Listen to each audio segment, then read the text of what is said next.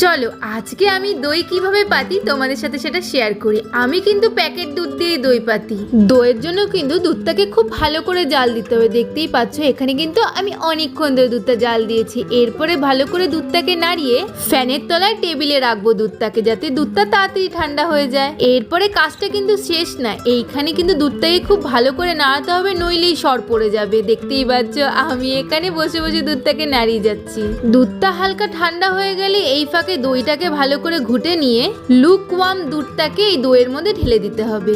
দই পাতার এই কিছু কিছু টিপস ফলো করলেই আমরা কিন্তু পারফেক্ট দই পাততে পারবো।